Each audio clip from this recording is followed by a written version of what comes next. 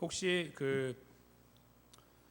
어제 그저께 그 월요일 23일에 그 미국 뉴스건 아니면 한국 뉴스건 혹시 보신 내용 중에 좀 인상적인 내용 혹시 기억나시는 거 있으신지 모르겠습니다. 아니면 이 뉴스를 보지 못하신 분도 계시겠죠. 그레타 툰베리라고 하는 스웨덴 여학생, 나이가 올해 16살밖에 되지 않는 이 여학생이 유엔에서 연설을 했어요. 유엔에서 16살인데. 근데 이 학생이 작년부터 이제 공부를 접고 무엇을 하고 있냐면 환경 운동을 하고 있습니다. 여학생이 그러니까 스웨덴 출신의. 그리고 뭐 부모가 특별히 그거에 대한 대단한 관심을 갖고 그런 것도 아닌데 이제 학교에서 그 지구 온난화에 대해서 이제 공부를 하고 지구가 이제 한 18 years or 19 years밖에 남지 않았다. 이제 그런 이제 데이터 분석을 듣고 깜짝 놀라서 공부를 접은 거예요. 그렇다고 뭐 공부를 하지 않고 그런 건 아니겠죠. 그렇지만 우선적으로 이대로 참을 수가 없다 해서 이제 환경 운동에 뛰어들었어요. 16살인데 그 친구가 실제로 이제 그 역할을 하면 그 일을 하면서 많은 사람들에게 자극을 줬어요. 일단 작년 9월부터 이제 사실 조금 더 이제 액티브하게 환경 운동에 투신을 했는데 금요일마다 지구 환경 파괴에 침묵하고 또 기후 변화 대응에 미온적인 정치인들과 어른들을 향해서 등교를 거부하는 일을 시작했어요. 그리고 트위터나 여러 가지 SNS를 통해서 자기의 의견을 개진했어요. 우리가 이대로 침묵하고 있을 수 없다. 특별히 우리 같은 어린 사람들이 움직여야 된다. 왜냐하면 어른들은 어차피 죽을 거니까. 지구를 다 망쳐놓고 죽을 거니까. 그리고 우리는 그것 때문에 죽을 거니까. 이렇게 이제 극단적인 생각, 악한 생각이 아니라 굉장히 논리적인 생각으로 자기 자신의 그 의견을 피력하는 그런 일을 계속 해왔습니다. 그리고 그 작년 12월에 폴란드 카토비체에서 열리는 제24차 유엔 기후 변화 협약 당사국 총회라고 하는 COP24라고 부르는 그 회의에서 주류 정치인들과 또 기득권층을 겨냥해서 이렇게 말을 했어요. 당신들은 자녀를 가장 사랑한다 하지만 기후 변화에 적극적으로 대처하지 않는 모습으로 자녀들의 미래를 훔치고 있다. 이렇게 표현했습니다. 그러니까 미래를 훔치고 있다. 이렇게 표현했어요. 이제 그것도 그 자체도 굉장히 이제 파격적인 표현이긴 하지만 이게 다가 아니에요. 이제 올해로 들어와서 계속해서 이런 그 소위 이제 스쿨 스트라이크 포 클라이메이트라고 하는 그러니까 학교를 파업하는 거예요. 학교에 등교를 하지 않아서 근데 본인만이 아니라 이제 그 운동을 벌이는 거예요. 이제 그런 일을 하면 이제 사람들이 집중을 하게 되잖아요. 그러면 왜 이렇게 하냐? 환경을 좀 보호해 주시오. 이렇게 말을 하려고 하는 이제 그런 거죠. 그래서 이게 이제 125개국으로 퍼져 나갔어요. 스웨덴만 있는 것이 아니고. 그래서 실제로 지금 미국에서도 내일 그 이제 미국에 내일 여기에 그 필라델피아 지역은 이제 그런 환경에 관련된 스트라이크는 아니지만 그런 것들을 이제 학생들이 합니다. 그게 이제 이게 이 친구가 시작한 것이 이제 퍼져 나가고 있는 거죠. 그래서 125개 정도로 이렇게 확장해 나가고 있고 2천여 개 도시에서 계속 이거에 대한 일들을 이제 하고 있는 거예요. 근데 그 가장 앞장서는 친구가 바로 이 그레타 툰베리라고 하는 친구예요. 16살 되는. 그리고 이 역할에 대해서 인정을 받아서 실제로 이제 노벨 평화상 후보에 오르기도 했어요. 지난 3월에. 그리고 제가 지난 4월에 타임지를 이렇게 제가 봤는데 어떤 여학생이 이렇게 녹색 옷을 입고 이렇게 치마를 입고 이렇게 앉아 있는데 이렇게 멀리서 보면은 어른 같이 보여요. 그래서 이 친구가 누군가 그랬더니 제가 이렇게 좀 뭐라 그럴까 제대로 내용을 보지 않고 그렇게 말을 했더니 그 저의 그 큰 딸이 그러더라고요. 아빠 그 무식한 소리 하지 말라고 그러면서 이게 얼마나 중요한 건지 지금 모르냐고 하면서 이게 이 친구가 이제 스웨덴 친구인데 이러이러 해가지고 지금 환경 운동 하고 있다. 본인보다 사실은 이제 나이적으로 한 살 정도 어린 건데 대단한 친구다 이렇게 말을 해준 거를 제가 타임지를 보면서 봤는데 그때 거기 올라갔어요. 근데 거기 올라간 사람이 어떤 사람이 올라가냐면 타임즈는 1년에 딱 한 번 4월에 세상에서 영향을 미치는 사람 100명을 뽑아요. 매년. 근데 그 중에 한 명으로 들어간 거예요. 그래서 표지 모델이 된 거예요. 그 100명 중에 가장 파격적인 사람이다 해가지고 이 그레타 툰베리가 표지 모델이 된 거죠. 그 정도로 영향을 행사하고 있어요. 그리고 아까 말씀드린 대로 어제 제가 그 연설을 들었는데 그저께죠. 연설이 길지 않아요. 이제 그 친구가 이제 스웨덴 사람이지만 영어로 이제 연설을 했어요. 그냥 유창하게 잘 하더라고요. 근데 그 친구의 길지도 않고 짧지도 않은 그 연설의 내용이 굉장히 파격적입니다.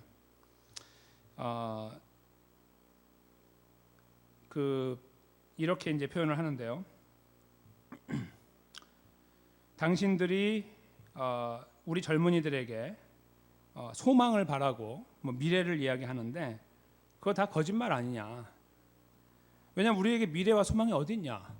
앞으로 20년 안에 세상이 망할 건데 지구가 없어질 건데 그걸 어떻게 우리들에게 그렇게 말을 하고 있느냐? 당신도 어떻게 우리에게 그럴 수 있습니까? 이게 이제 그 중간중간에 나오는 그 후렴구와 같았어요.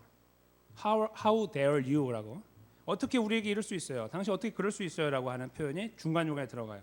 그걸 계속 이어가면서 이제 그 구체적인 내용들을 하는데 나중에 잠깐 감정이 울컥해서 이제 눈물까지 잠깐 흘렸어요.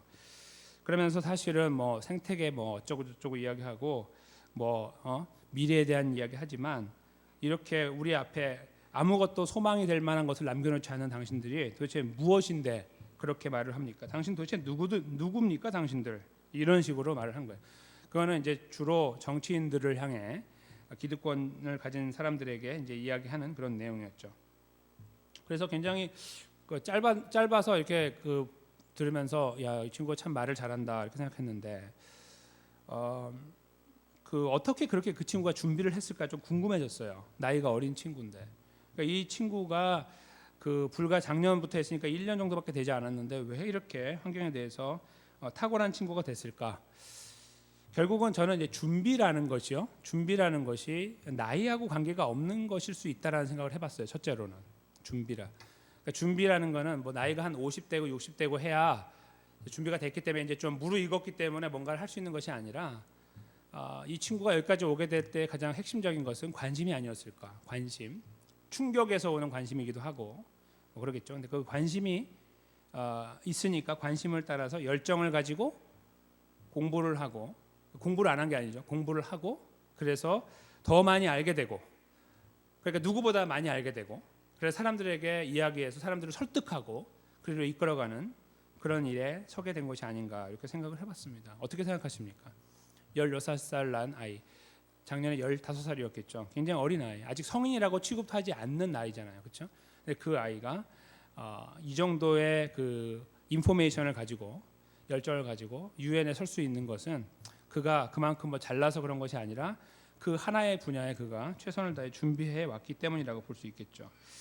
만약에 저희가 이 어린 학생하고 대화를 한다면 환경에 대해서 여기 계신 분 저를 포함해서 이제 물론 저보다 훨씬 더 많이 아시겠지만 여기 이 친구 툰베리가 준비한 만큼의 인포메이션을 갖고 있을까요? 저희가?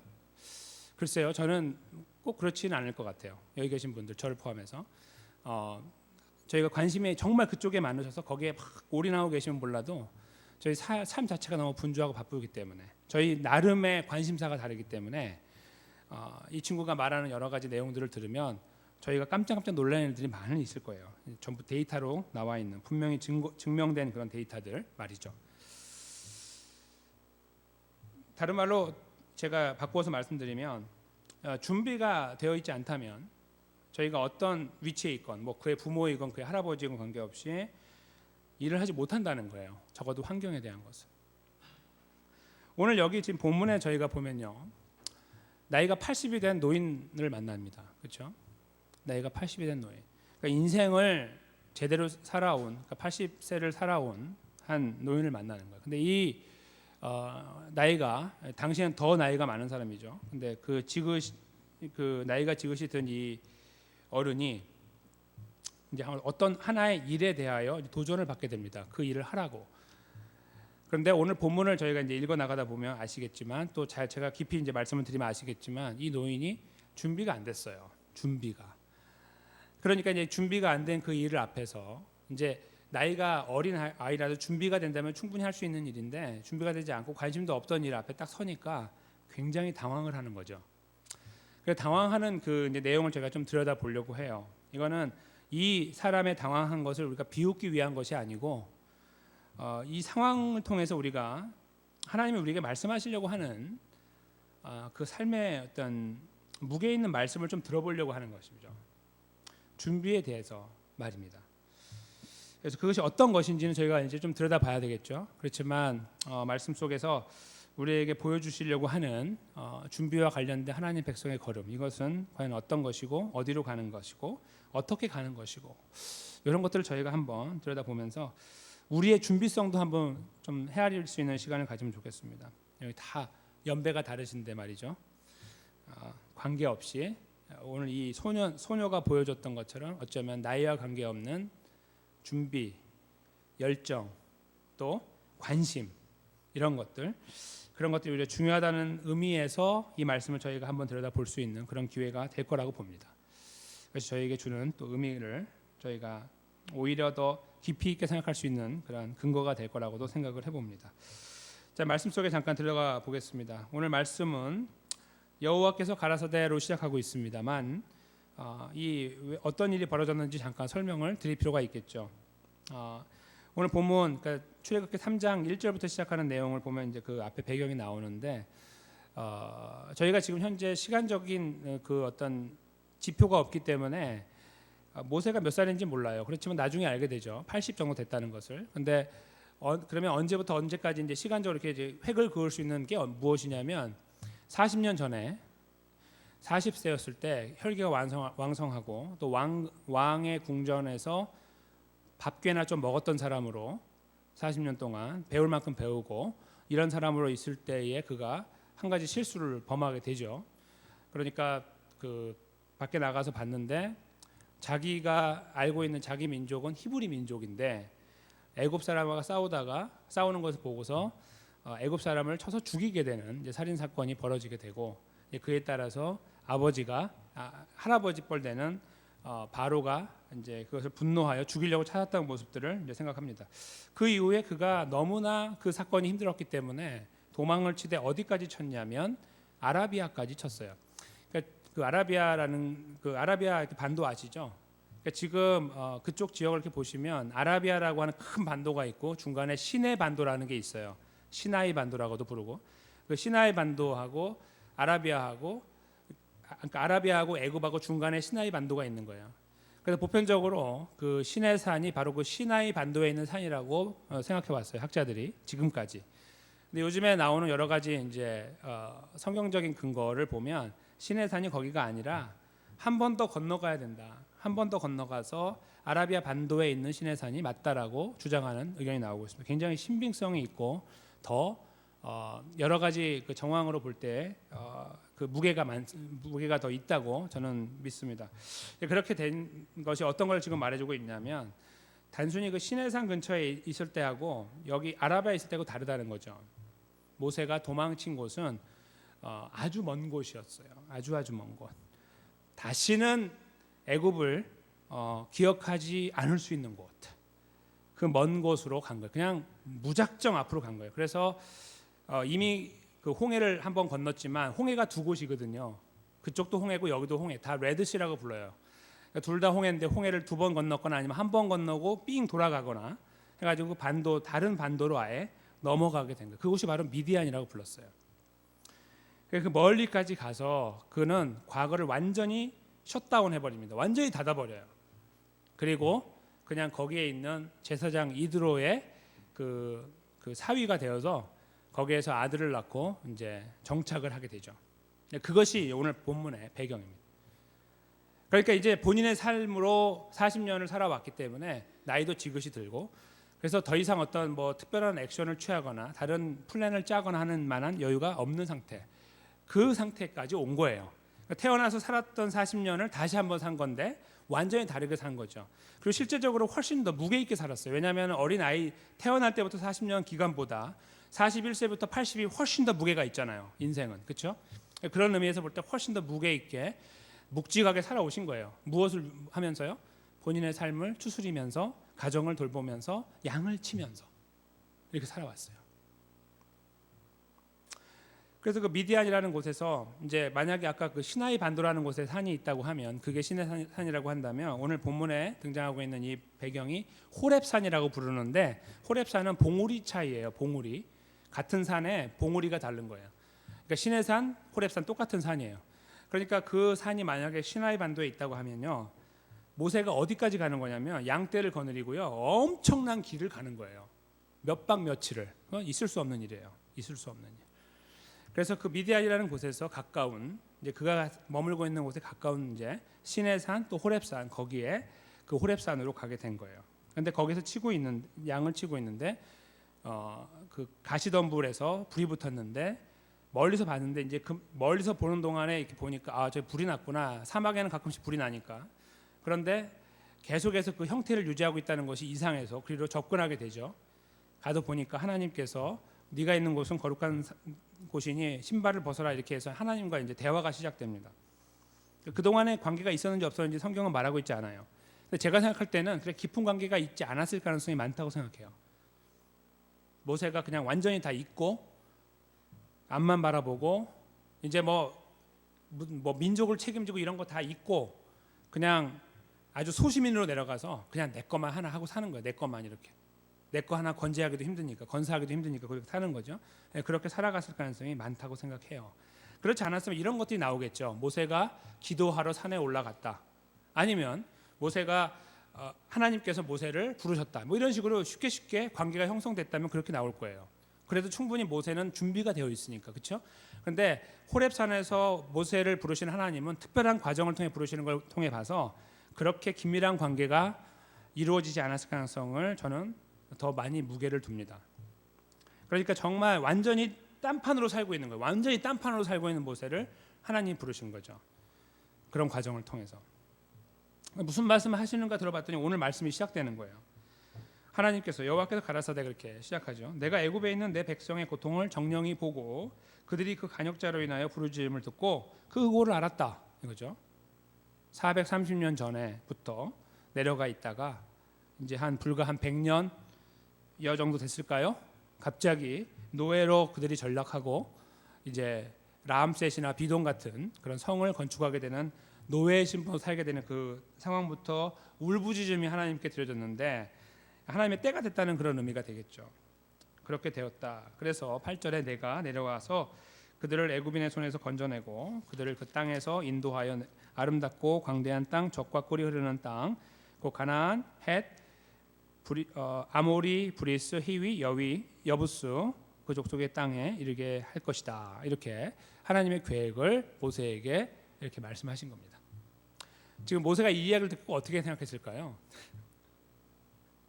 한번 모세의 입장에서 생각해 보세요. What are you talking about? 그 정도만 말할 겁니까? 조금 안 좋은 말을 하겠죠, 속으로. 그런 말 있잖아요, 그렇죠?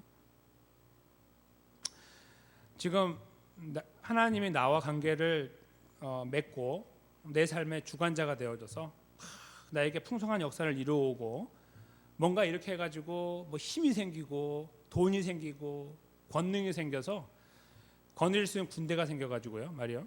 그래서 하나님이, 야, 내가 너를 이렇게 한 이유는 말이야, 이제 네가 애굽으로 가서 내 백성을 구해야 돼, 이렇게 말씀하시면 굉장히 좋잖아요, 그렇죠?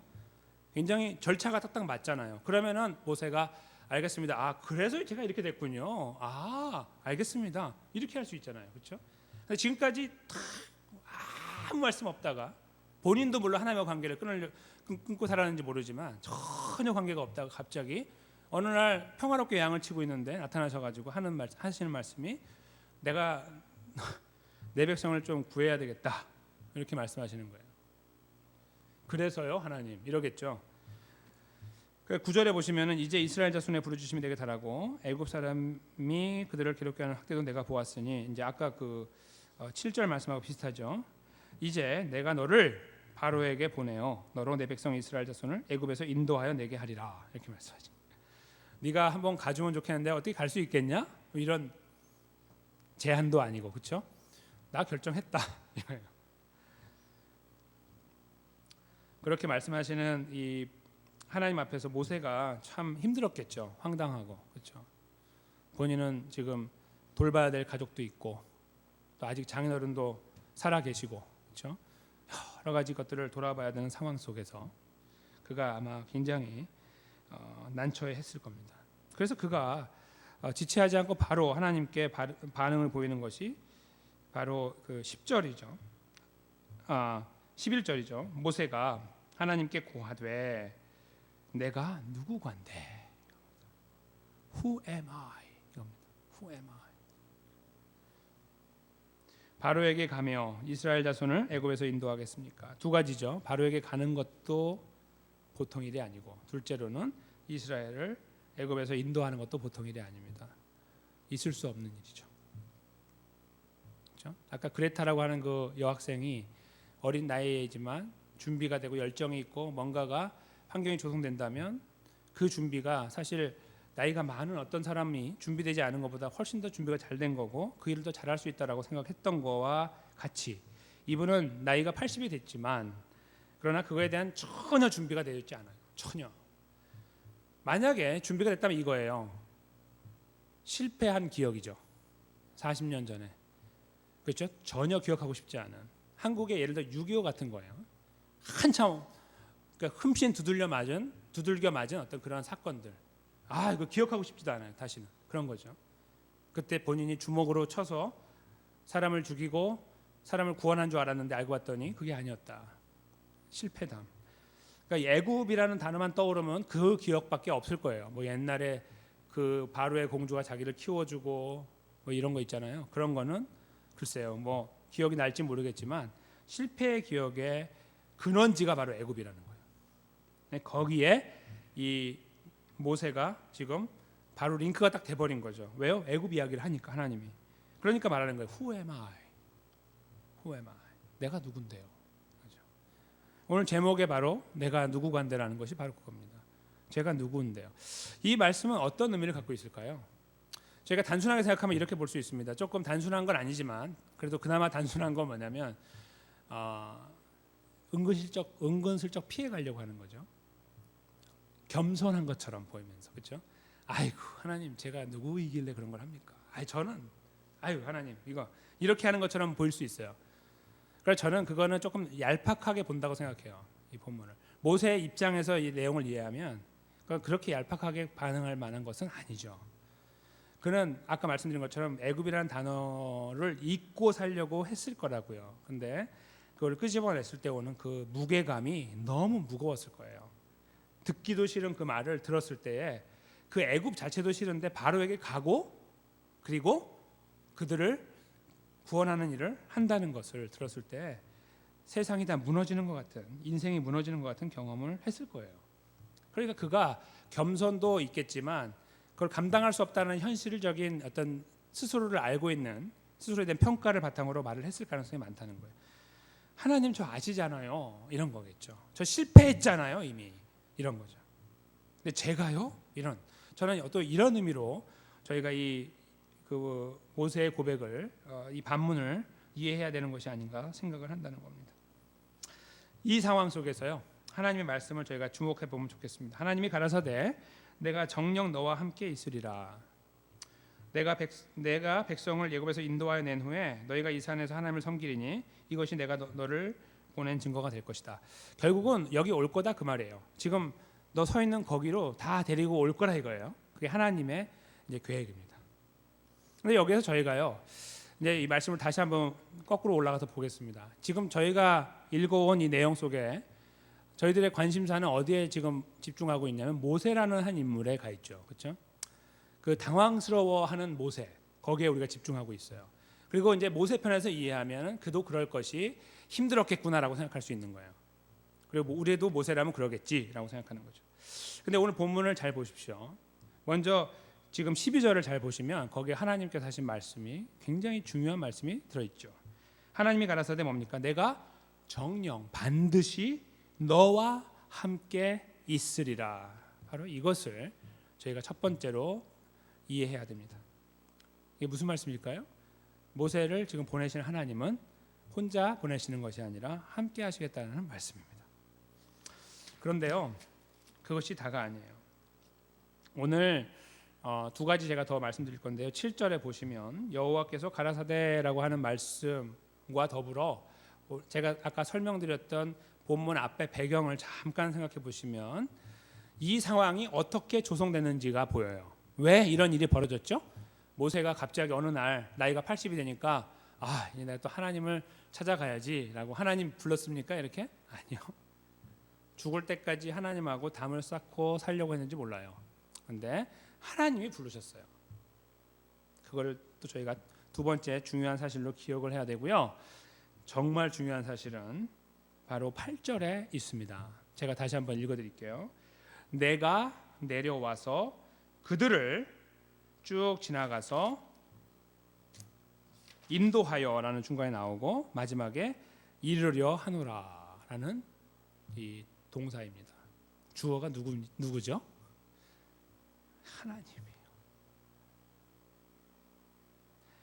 본문에서 저희가 이 팩터를, 이 분명한 사실을 찾지 못하면 본문을 헛 읽는 겁니다. 본문에 등장하고 있는 이 스토리 라인은 굉장히 탄탄하게 짜여 있는 거예요. 짧게 되어 있지만 첫째로는 배경에 하나님이, 이 시작점에 하나님이 계시다는 거고요. 그 다음에 마침점에 하나님이 계시는 거예요. 그리고 그러면 여기 중간은요. 그것도 하나님인 거예요. 이게 바로 이 본문에서 우리가 반드시 모세는 없어도 괜찮아요. 모세는 없어도 돼요. 반드시 기억해야 되는 사실입니다. 하나님은 무엇을 말씀하시는 거예요? 하나님 자신의 계획이었어요. 그냥 하나님의 계획이에요. 모세가 거기 동의해가지고 뭔가 하고요. 제가 안 할래요, 저 뭐. 그런 게 아니고요. 그냥 해야 되는 거예요. 근데 그러면 네가 다 해. 책임을 주는 게 아니라 내가 너와 함께해서 한다. 모세의 황당함을 충분히 극복할 수 있는 사실. 그것은 하나님의 개입하심입니다. 그것이 오늘 본문에서 저희가 반드시 찾아내야 되는 본문의 핵심이 되는 것이죠. 시작과 끝, 그 모든 진행 속에 하나님의 역사하심이 있을 것이다. 무엇을 위해서요? 모세의 행복을 위해서요? 아니요. 모세 개인의 가정을 위해서요? 아니요. 하나님의 백성을 위해서. 오히려 모세가 이 전체적인 그림을 잘 이해했다면 여기서 박수를 치고 하나님 감사합니다를 했겠죠. 정말 하나님이 다 하신다고요? 가만히 있어보세요. 하나님이 저를 불러주셨고 제가 먼저 찾은 것이 아니고 그 다음에 하나님께서 일을 하신다고 하셨고 그리고 하나님 저와 동행하신다고요? 와우. 제게 어떻게 그런 일이, 그렇죠? 내가 누구간데라는 말을 다시 한번 묻겠죠. 하나님, 제가 누구간데 이렇게 저에게 큰 은혜를 주십니까? 이렇게 바뀌어지게 되겠죠. 그렇죠? 근데 모세는 여기에서 저희와 같은 모습 그대로를 드러내고 있죠. 그냥 그대로 반응하는 겁니다. 하나님, 제 삶의 무게가 지금 1000톤입니다. 제 여기에. 뭘 하라고요? 제가 40년 동안 한 번도 생각해 보지 못한 그 일이요? 굳이 생각한다면 40년 전에 했던 제 실수요? 제 마음 그렇게 아시면서 다시 제 상체기를 드러내십니까? 다 상체를 여기 소금을 뿌리는 거 아닙니까? 이렇게 반응할 수 있는 바로 그런 상황이라는 거예요. 근데 여기서 하나님이 지금 이 이야기를 이끌어 나가실 때 결코 놓치지 않는 정밀한 하나님께서 반드시 그 부분을 넣고 계시는, 내가 한다고 내가, 이 말씀을 저희가 여기서 직시해야 된다는 것이죠. 이 말씀처럼 있잖아요. 저희가 이 모세 이 걸음에서 나타나게 되는 이 하나님의 부르심이라는 것이 어떤 큰 역사를 이루는, 뭐 나라를 살리고 민족을 이끌어내는 어떤 이런 거 말고요. 이 그림 자체를 그냥 저희가 저희 삶으로 한번 이렇게 그대로 가져와 본다면 굉장히 쉽게 우리 삶 속으로 쑥 들어오게 됩니다. 어떤 의미에서 그럴까요? 하나님 백성으로 살아가는 삶 때문에 그래요. 하나님 백성으로 살아가는 삶. 본문에서 지금 보여주고 있는 것은요, 잃어버렸고 잊어버렸고 그리고 기억하고 싶지 않은, 그렇죠? 다시 가고 싶지 않은 그곳, 실패의 자리, 그쪽으로의 하나님의 부르심인데, 우리 그리스도인들에게 있어서 실패의 자리라고 하는 것은 어떤 것이 있을까요? 그렇게 생각해 보면은 금방 저희들에게 와닿게 됩니다. 바로 저희가 살아가면서 만나는 하나님 백성으로서 걸어가다가 넘어지는 바로 그 자리예요. 한두 번이 아니고 수백 번, 뭐 수천 번까지는 모르겠고요. 한 뭐 수백 번 정도 우리가 계속 넘어져 왔던 그런 일이 있다면 기억하고 싶지도 않잖아요. 누구와의 안 좋은 관계, 아니면 내가 거기서 무너졌던 일, 누구에게 상처를 주었거나 내가 상처를 받은 일들, 이런 것들을 이렇게 생각하면 다시는 생각하고 싶지 않지 않으신가요? 그런 것들. 누군가 그 이야기를 꺼내면 됐어 알았어 그만 제발 그만합시다 이렇게 하지 않으세요? 지금 모세가 하고 있는 바로 똑같은 행동이죠. 그래도 좀 먼저 하셔야 되지 않겠어요? 내가 누구 관대합니까? 됐습니다 이렇게 하는 거 그렇죠? 바로 그거예요. 좀 여기 그림이 제가 누군데요? 그 사람이 먼저 하라고 그러세요. 이렇게. 그러니까 우리가 살아가면서 하나님 백성으로서 다시 기억하고 싶지 않은 바로 그것은 넘어진 자리라는 거예요. 넘어진 자리. 지금 오늘 본문에서 저희는 그 부분을 생각할 수 있는 기회가 주어진다는 것입니다. 하나님 백성으로서 넘어지는 자리. 그리고 그 넘어짐이 심하면 심할수록 기억하고 싶지 않은 자리죠. 그때 제가 제 인생이 무너졌습니다. 그때 제 자존심이 완전히 떨어졌습니다. 바로 그런 자리예요. 근데 있잖아요. 하나님이 오늘 본문에서 무엇을 하고 계시냐면 그걸 부르는 거예요. 그쪽으로. 이렇게. 하나님 백성의 자리이기 때문에요. 그렇죠? 하나님이 백성이 걸어가야 되는 곳이라고 한다면 하나님께서 바라보시다 그래 힘들지? 그만해라. 많이 했다. 이렇게 하지 않으시고 그리로 계속 우리를 초대한다는 거예요. 이렇게. 그리로 가야지 계속. 우리는 계속 잊고 싶은데 계속 그 기억을 단전시키고 싶은데 하나님이 계속 그를 부르시는 거예요. 잊을만 하면 부르시는 거예요. 그래서 그 문제를 해결해야 되지 않겠니? 용서해야 되지 않겠니? 참아야 되지 않겠니? 이런 것들이죠.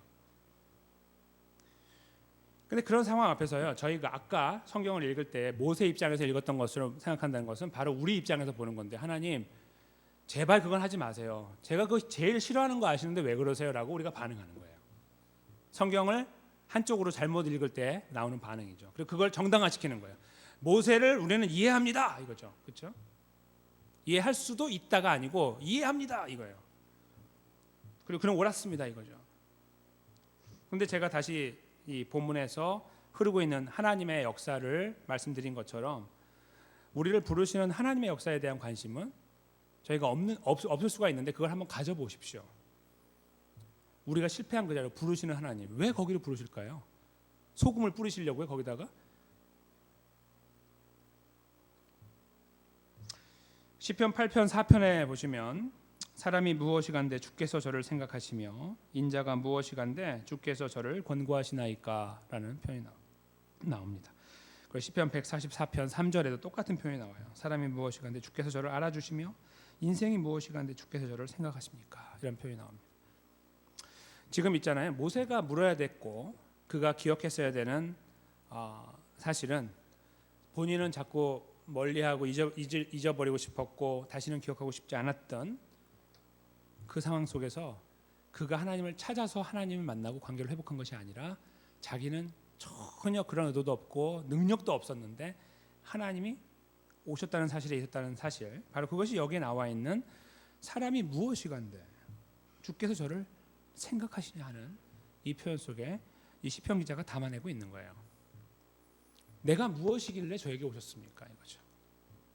저는 구원받을 존재도 아니고 그렇게 번듯한 존재도 아닌데 왜 나에게 오셨습니까 이거죠. 사람이 무엇이간데 주께서 나를 생각하시고 나를 그렇죠? 인자가 무엇이긴데 나 같은 자를 권고하십니까? 이것을 저희가 오늘 이 본문에서 그 하나님 다가오심을 통해서 발견하게 됩니다. 근데 그것뿐만 아니죠. 저희가 그 안에서 이루어 나가신 하나님 역사를 하나님이 하신다는 것을 저희가 읽었다고 할 때에 우리 안에서도 똑같은 역사를 이루어 나가신 하나님을 기대해 보게 됩니다. 그것이 어떤 형태로 나타나게 될까요? 요한복음 16장 33절에 나와 있는 말씀대로 예수님의 말씀이죠. 이것을 너희에게 이름은 너희로 내 안에서 평안을 누리게 하려 함이라. 세상에서는 너희가 환난을 당하나 담대하라. 내가 세상을 이기었노라 하시니라 말씀입니다. 굉장히 흡사한 분위기를 느끼지 않으시는가요? 내가 하겠다. 내가 너와 함께 하겠다. 내가 하겠다. 담대하라. 왜? 내가 세상을 이겼으니까. 내가 너와 함께 하니까 담대하라. 이 예수님의 말씀과 일맥상통하지 않으시는가요? 힘든 하나님 백성, 실패하고 좌절하고 절망했던 그 모멘트를 다시는 기억하고 싶지 않고 천국 갈 때까지 그냥 잊고 살자라고 하는 그런 부분들까지 때로는 굳이 그런 관계적인 면이 아니라 우리 스스로 하나님 앞에 관계 안에서 잘 지켜내지 못하는 그러한 삶의 모습, 그만 포기해버리고 싶은 그런 것들 있잖아요. 그런 것들이에요. 그런 거 앞에 있을 때에 우리를 불러주신 하나님, 나 같은 것을 불러주신 하나님, 그리고 나에게 기회를 주시고 은혜를 주셔서 하나님 백성의 걸음을 걷게 하시고 다시 그 자리로 우리를 인도해 나가시기 원하시는 하나님, 그리고 거기서 바둥바둥 떨며 힘들어하고 고개를 절레절레 흔들고 있을 때에 걱정하지 말아라. 내가 너에게 평안을 주고 너와 함께하여 이 어려운 시간을 이기게 하겠다라고 말씀하고 계시는 예수 그리스도, 저희는 그분을 이 말씀의 끝자락에서 다시 연상하게 된다는 것입니다. 하나님 백성의 자리를 걷는 것처럼 어려운 것은 없죠. 그렇죠? 세상에 그 어떤 것보다, 대통령 되는 것보다 어려운 것이 저는 하나님 백성의 걸음을 걷는 거라고 생각합니다. 하루하루 그 걸음을 걸어 나갈 때 저희는 그 무게를 감당할 만한 능력이 없기 때문에, 그렇죠? 우리는 그 걸음을 익숙하게 걸을 수가 없는 더러운 존재들이기 때문입니다. 그러나 주님께서 우리를 부르신 다음에 하나님 백성으로 삼으셨고 그 자리에서 우리가 하나님 백성으로서 우리를 확인하고 살 수 있는 은혜를 주셨다고 할 때 조금 생각이 달라집니다. 그렇죠? 분명히 어렵고 힘든, 감당하기 어려운 길처럼 보이는데 이렇게 말씀하시는 거예요. 네가 가는 게 아니야. 이렇게 말씀하시는 거죠. 모세야, 너 내가 말한 거 못 들었어? 내가 간다고 내가 이렇게 말씀하시잖아요. 그렇죠? 그것도 안 되니까 마지막에 내가 너랑 함께 간다고 이렇게 말씀하시잖아요. 그렇죠? 우리를 부르신 하나님이요, 야 이제 이만큼 했으니까 네가 이제 걸어가라 이렇게 말씀하지 않으세요. 한 번도. 그렇죠? 그리스도의 삶에서 우리가 만난 여러 가지 누구에게 나누지 못하고 우리만의 고민을 갖고 있는 문제까지 다 포함하여 하나님 백성이기 때문에 짊어져야 되고, 아니면 인생살이 자체가 힘들기 때문에 오는 여러 가지 문제들, 그걸 가지고 저희가 씨름을 합니다. 이렇게 씨름을. 오늘 본문의 말씀을 저희가 마무리할 때 이 씨름을 내가 하면 안 된다는 것을 발견하게 됩니다. 씨름의 주체가 하나님이시라는 것을 발견해야 된다는 것입니다. 하나님이 하시는구나. 나를 구원하신 분도 하나님이시니 나와 함께 동행하시며 이 싸움을 이기게 하시고 하나님 백성의 걸음을 걷게 하시는 분이 하나님이시고 나를 발견하는 것이 생명처럼 중요한 과제라는 것이죠. 그걸 기억해내야 돼요. 이 세상에서는 그걸 기억하지 못하게 자꾸 저희들에게 무게를 주잖아요. 네가 하는 거야, 네가 하는 거야, 네가 하는 거야. 하나님 말씀은 아니야, 누가 그래, 내가 한다고 그러지 라고 말씀하시는 거죠. 저희가 이 말씀에서 다가오는 하나님의 음성을 들었으면 좋겠습니다. 우리 삶의 여정이 어떠하시건 내가 누구간데라는 이 말을요, 삶이 내가 이렇게 무거운데요 내가 어떻게 합니까가 아니라 하나님 내가 누구간데 저에게 오셨습니까? 내가 누구간데 나를 사랑하십니까? 라는 고백으로 바뀌어지고, 그러므로 이 걸음 자체가 하나님의 은혜로 간다는 것을 확신하면서 오늘 하루의 삶도 내일의 삶도 누구와 견주어 가는 것이 아니라 그저 하나님과 나 사이의 관계를 세워나가고 주님께 의탁하면서, 주님 말씀하셨잖아요, 나와 함께 하시고 일을 이루신다고요, 나에게 그렇게 은혜를 주세요, 내가 이 걸음 걸을 수 없사오니 나에게 걸을 수 있는 은혜를 주세요라고 기도하며 걸음을 맡겨나가는 자리에 있을 때에 저희는 하나님 백성의 걸음을 걷게 될 것입니다. 그것은 누가 이렇게 약속하는 걸음이 아니라 하나님의 말씀이 그렇게 약속하고 있는 걸음이라고 믿습니다. 우리 삶이 어느 곳에 계시건, 현 주소가 어떤 자리에 있으시건 저희 삶의 무게를 주님께 의탁하시는 가운데 하나님의 신실하신 은혜, 위로와 격려도 함께 주시며 실제 우리 걸음을 우리 안에서 역사에서 이루어 나가시는 그 하나님의 신실하신 인도하심을 따라 하나님 백성의 걸음을 오늘도 내일도 묵묵히 은혜 안에서 걸어가게 되시는 성도님과 저의 삶이 되시기를 주님의 이름으로 간절히 축원합니다. 함께